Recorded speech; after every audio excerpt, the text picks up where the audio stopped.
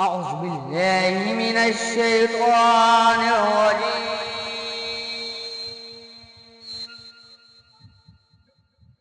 بسم الله الرحمن الرحيم.